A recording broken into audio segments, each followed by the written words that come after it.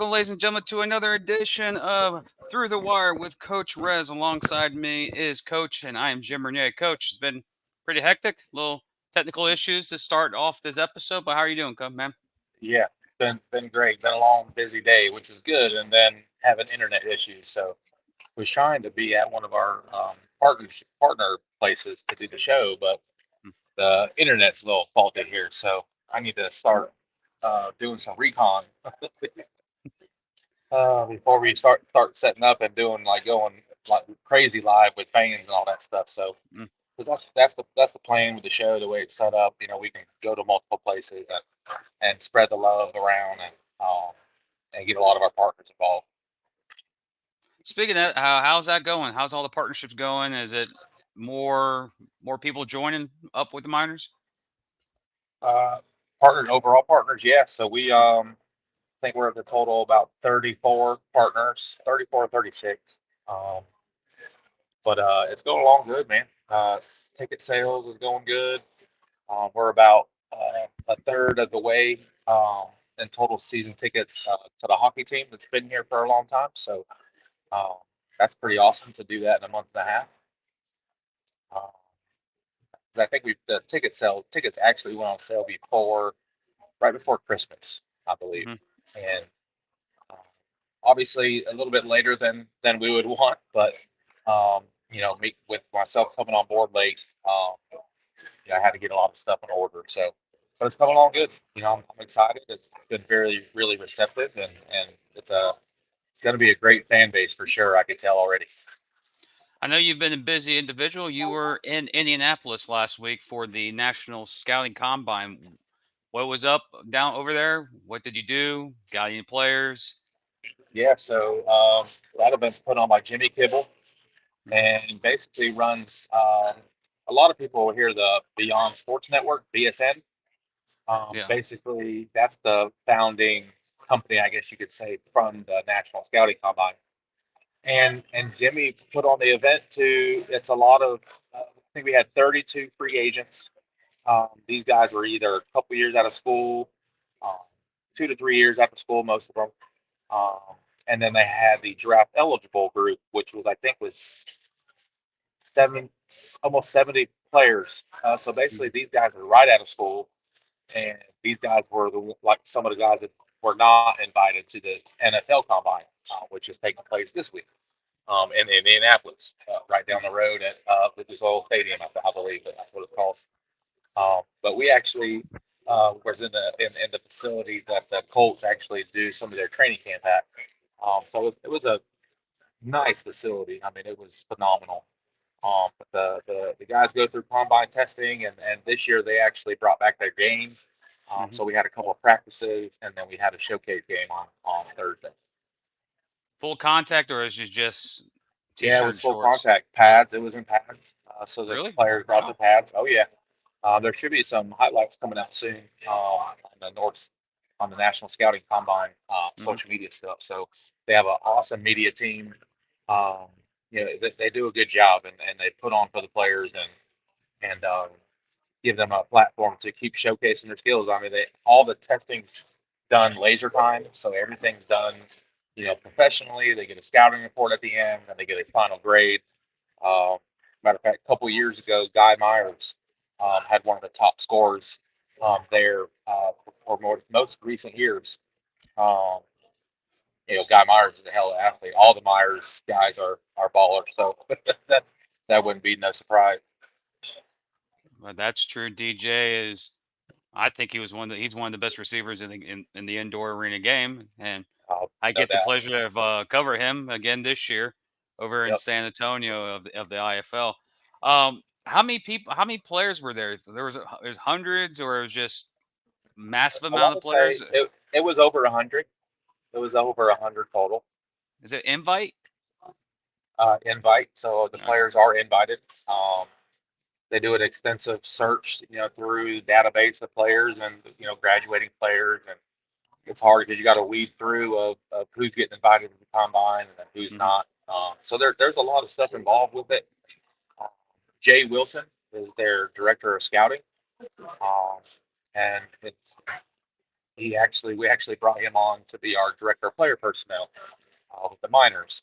He lives near Wheeling. He's local to us, and he actually came to the first tryout in January and introduced himself. And I had known Jimmy and them for a while, through the years, with that combine, and uh, always done a great job. I just never really made it out to Indy, so I was able to go out to this one, and I get.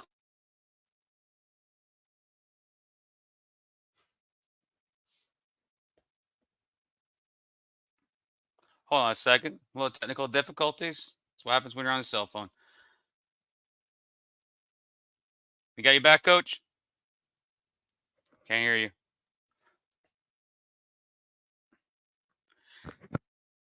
This is what happens live. Keep speaking, Coach.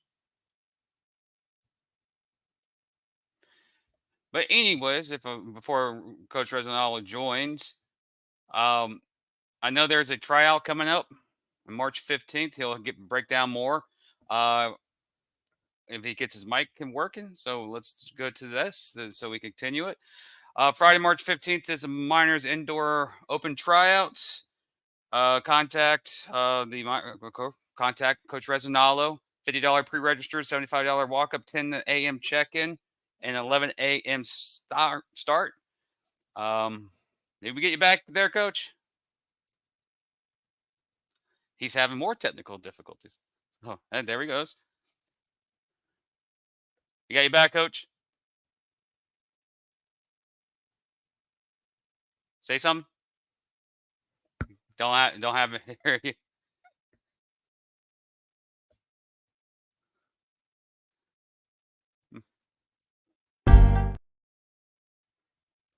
Hold on a second. This is some difficult stuff. It's okay. It's okay. We've done this before. Ask any questions, folks. This is a live show. Actually, we can hear you now, Coach Rez. What about now? We can hear you now. You're good. Can you hear me? I can't hear you now. Just keep one speaking. moment. Keep speaking. Technical difficulties. You gotta love it.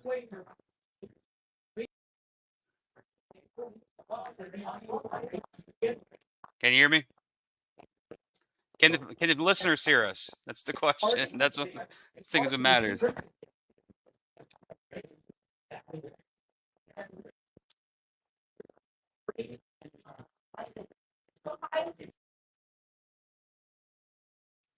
We'll be back.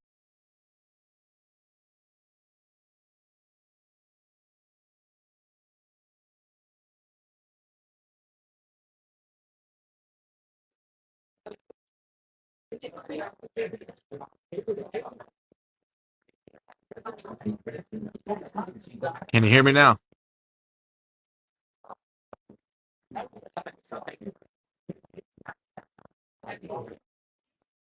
How about now? Can you hear me now? Can you hear me now? Yes. Good? No? Yes, got me. All right. Yeah. Go ahead, Coach. I don't know You what have- happened. I had. I don't know either. Hold on. Hold on a second.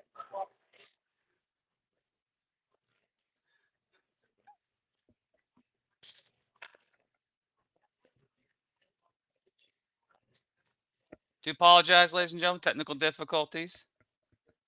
We got 11 on.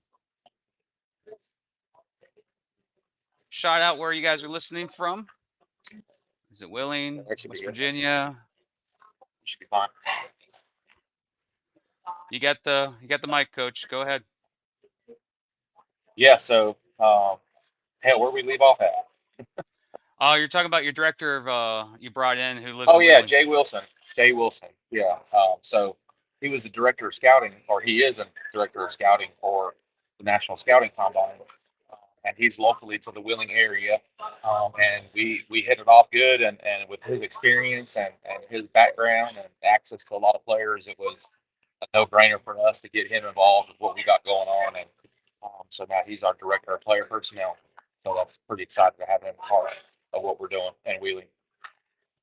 Also, when we had technical difficulties, I talked about your tryouts are happening on March 15th. Can you get in more depth with that? Yeah, so I think right now we're looking at just over 20 players registered for that so far. Um, we should have a pretty good turnout. I'm expecting a little bit more than we had last time. We had 32 total. Um, I'm anticipating just from talking to some guys, we should be 45 to 50 total. And then I invited 13 back from our first workout um, just to get another look at some of those guys. And there was a couple linemen mixed in there, a lot of skilled guys. It's just important for this team, for this area, to bring on some local players, especially from a ticket marketing standpoint. So usually, how you've done this for multiple teams? You've done it when you were the Grizzlies and Carolina. Is it? There's a lot of people that talk about how these camps are money grabs. Like we see, like me and you've talked behind scenes, some other teams that we've seen. We've seen the amount. You're like, ooh, that's pretty harsh. What's your opinion about these type of camps? Because I've asked a couple other coaches, and they've shared they're like, this is the opportunity, 1 in a million, boom and go. And you see some players that come out on social media, and they are just like, it's a rip. Can you explain how the camp works? Why is there a cost to get into the camp, and how they can become a player by Right. just showing up and proving that they Yeah. belong on the team? Yeah. So the biggest thing I always say to players, and we face that every year, every tryout that we have. Players, they don't want to come to spend their money for a workout, and they want to just send in their film. And then when they send film, they're not even sending film; they're sending clips from their phone. Stuff like that. Like, so there's a proper etiquette when you're sending film off to coaches. And you don't want a bunch of crazy music in the background. It's better to just have it silent. Those type things. But I always tell guys, and multiple coaches say the same thing, that if you're not willing to invest $50 in yourself to come to a tryout, then why are we going to invest thousands into you, from a housing, from equipment, from you name it, Mhm. all aspects that come into it. And really, for us, that fee goes towards a lot of things. It helps mainly towards facility rental. Sometimes in the off season, that stuff isn't free. So, not everyone has the ability to have free facility usage. So, um, and then we use that. We don't get paid really during the off season. The coaches don't. So, if we have a good turnout, those type of things, we try to make sure that the coaches are compensated at least for their gas or something to coming out to help with those workouts. Because just like the players, the coaches get paid per game, and we're not playing games yet, so that means no one's getting paid. So, um, a lot of stuff that we do as coaches, we do for the love of the game. So at the end of the day, if you're not willing to pay $50, then that's tough. It's already a bad situation. Now, if you're a guy that's been around to 10, 11 workouts, Mhm. you probably should maybe think about going a different direction. No. So, you know, um, so there's a lot of different things, but and I don't fault the player for that, because there is a lot of bad stuff out there. There is a lot of people that your smaller teams or things, leagues, and where it is a money grab. And I Mhm. always look at, if you're relying on money from a couple tryouts to pay for whatever you needed to pay for, then owning a football team is not for you. No. So, it's the whole purpose of tryouts is find some local guys that you didn't know. The whole thing of, hey, don't leave any rock unturned type thing, and you're trying to find that diamond in the rough, and we get after it a lot, and we have our moments with each other. But Mhm. Coach Gibson, some people hate on him here and there, and we have our moments together too. But um, I envy him sometimes from the player development and recruiting aspect, because he always seems to find one or two guys that no one knew, and he develops them, and they become good football players in the arena game specifically.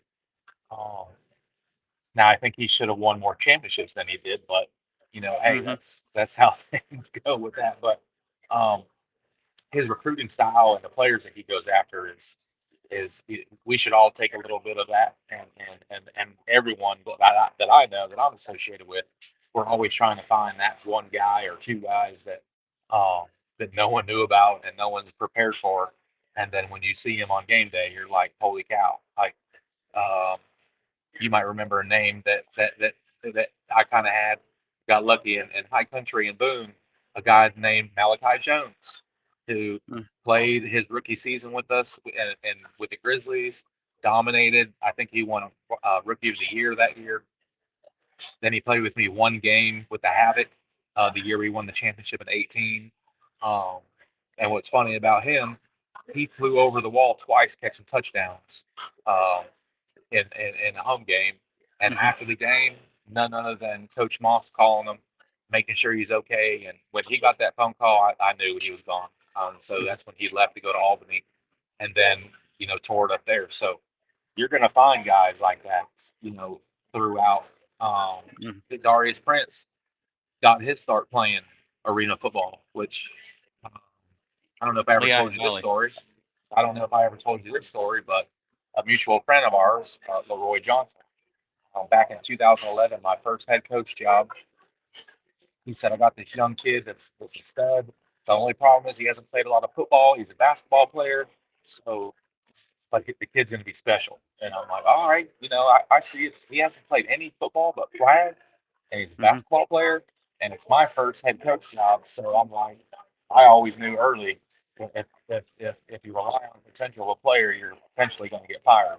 So put your name on somebody and take a chance on someone as a rookie head coach. That was tough for me, and I kick myself every day that I didn't get Darius Prince, and he ended up, going his track through Lehigh, and then Mhm. you see what kind of a player he is today. But all those guys came from not knowing who they were, and that's ultimately what the tryouts are for. I guess Well, that you was were a you long roundabout answer. So yeah.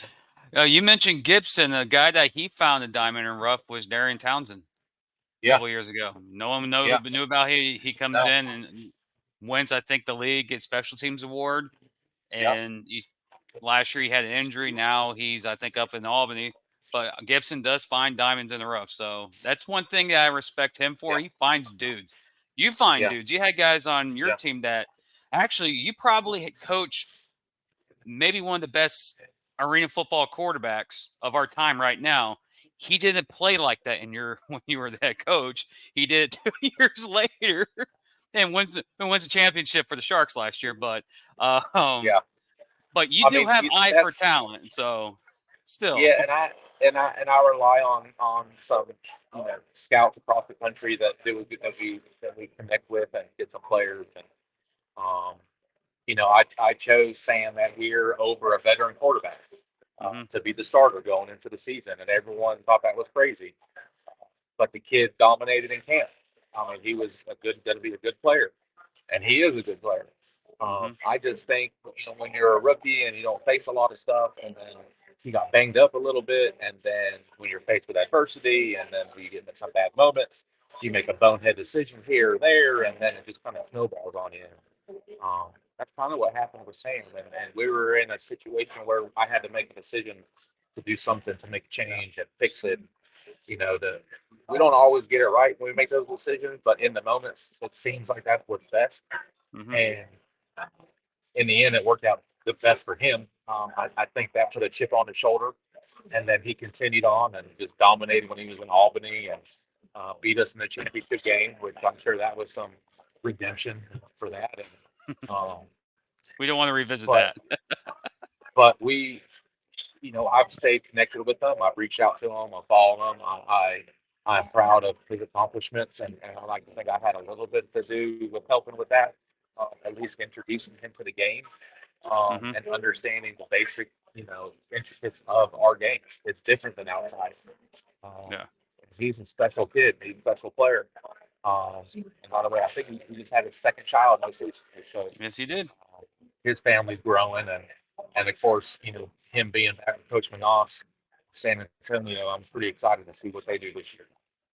Yeah, they're pretty loaded. They're pretty stacked this year. One thing I have to remiss. I think I was influential for that Carolina team that year because I made some statements and you reached out to me and I was like, oh, Yeah. I think I just became on Resinala's hit list and you made a couple of changes, and voila, you made the playoffs. I'm like, hey, look, that's our own fantasy football team. Yeah, It was the Carolina absolutely. Cobras. Yeah, absolutely. And But then we had we've had a knack of being able to put some guys together and put good rosters. I've been fortunate through the last few years um, in my career to have some really good teams and mhm. play in multiple championships. And that's the kind of atmosphere we're trying to create here in Wheeling. They're used to winners. The Rough Riders won a bunch of games. I was one of the only few coaches that beat the Rough Riders, so um, yeah, we beat them in 2018. So I use that as a lot of information. Yeah, that's good. Yeah. Uh, we use a lot of that in the area of some bringing up some news and some reminiscing. That, we know the Rough Riders, um, and we beat them in their last game at home in Richmond. And here we are in Wheeling. It's pretty crazy how things fall about. Also, we have somewhat kind of news that you want to report about a revealing of a certain name for the dance team. Yeah. So we put out there to do a named dance team contest, and we had got quite a few names, and we had a list of, I think it was like 11 names or something like that. Hmm. And then we let teams pick of those names, or they can add a name that wasn't on the list. So we ended up calculating all those names, and then we came to the top 4 or 5 or something like that. Top 4, I think it was. And boy, did we catch hell on the names that were chosen. And it's like you're dang if you do and you're dang if you don't. When you put it out there to the fans to choose, Mhm. someone's going to get mad. Everyone's going to have something to say. So um, I was torn on what to do. When it came down to that, we did have 1 or 2 that were near the top, but we felt as an organization and talking with our dance team coordinator and working with them and some fans that support what we do. We felt it was important to try to get it right the first time and not just name something. So that the naming didn't really go as planned. So I want to make sure that it stays within our brand of our team and what we're doing. And so when you put it out there like that, the name that we came with is the Wheeling Lady Miners. So the Lady Miners basically is the name of our dance team. So, and that's something we threw together, for them. So um, everyone liked it a little bit just because of, announcing the name. But we'll come up with their own brand and those type things, and make it a big deal for them. So we're pretty excited. Cassidy, they've already started practicing, and Cassidy's pretty excited and have done a good job. We have 12 girls total, 11 dancers, and then Cassidy making 12. So you start off with 4, then names got switched, and you got the fans that jump on you because of the names. It's a no-win. No, they're gonna have people that are gonna hate the names now. Yeah, Hate the name now. what? Yeah, some of the favorites was the top 2 was Gold Rush Girls, Gold Rush Dance Team, Hmm.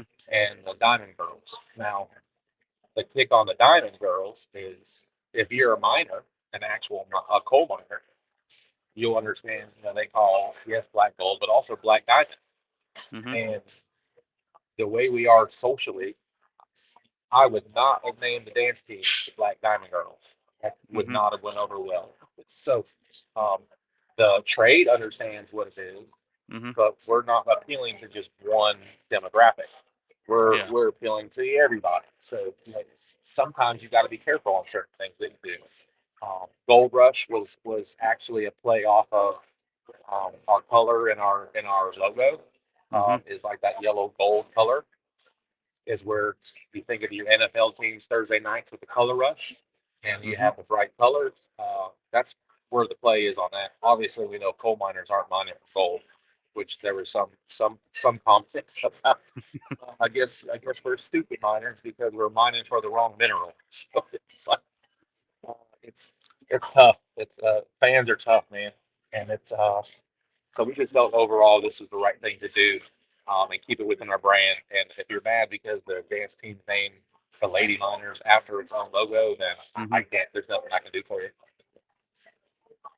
Well, sometimes just being simple is the best way to go.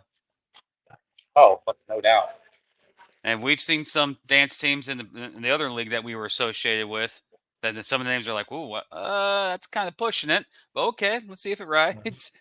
Uh, how many guys do you have on your roster, and how many do you plan on bringing on and on this workout here on the So 15th? so right now we'll be pushing 21 on the last couple that we're signing. We'll be at 21. We'll bring 35 in the can. I've been real selective on certain players, and I wanted to get through this combine last week to see what we were going to pick up from it. And we're looking about 5 to 7 guys. Mhm. But we'll cut the roster down to 25, and then 21 dress on game day. You know, your typical thing. I think our league is allowed to keep 30 instead of 25. But I'm preparing us for down the road, and I want everyone to be used to having 25 guys, and that's the way it's going to be. Uh, so we're pretty much running it from that aspect. One player that we did sign from the National Scouting Combine, uh, he's another local college kid, went to Waynesburg University. This guy, he won all around MVP for the combine last week. So that was pretty cool to see. He's a defensive lineman, played D line at Waynesburg. He played fullback, tight end, guard, tackle, defensive line. I mean, he's a good sized kid too. He's 6'3", 300 pounds, so he can do it all. So that's the kind of utility knife you're looking for. I don't expect him to be with us too long. I'm sure someone's going to snatch him up. But it's with the situation with his family and he's based in not far from Wheeling. It just fits for him to continue his life and build his family and he's right out of school, so he can play for as long as he wants to play right now. So maybe something comes up for him, an opportunity. But Joel Zellum, great kid too. He's a great character guy. It's definitely someone that we wanted to make sure we had a part of our organization, and he's local. So anytime you find a guy like that is, and again, he paid his fee or whatever he did to go to that national combine, and he got an opportunity. And it's funny that it took me to drive to Indianapolis to find someone 30 minutes from Wheeling. But it's the way it works sometimes. So, but I'm glad it worked out, and he's a great kid too. So it's someone that we're looking forward to help develop. You think that's kind of odd? You go to Indianapolis and you find all this great talent, like, oh, this is a good kid, and you go, wait a minute, he's from Wheeling. Like, it's a small world. It's like me going out of town and go, where are you from? Oh, I'm from Jacksonville. What? I'm from Jack. It's like it's weird how you have this coincidence. You go out of town, you meet somebody, you go, where are you from? Oh, Jax. Are you Wheeling? You Greensboro? I'm like, weird. That's odd. You find talent in Indianapolis, and they're just down the street or in the same city or 45 minutes east of you in Pittsburgh. That's the second time specifically that's happened to me. 2 years ago, I found an offensive lineman from Winston-Salem State, which is 30 minutes from Greensboro, and found him in Texas at the College Gridiron Showcase. I could have just figured that out from him coming out of school. So it's like, I guess I didn't do a good enough job of raping the college rosters of who's coming out. So, well, also, you got to understand there are a lot of you've played the game. I never had the opportunity to play college football, but I was the one that got thick heads like it's D1 or no for me. I should have took the NIA scholarship. I should have went D2 or D3.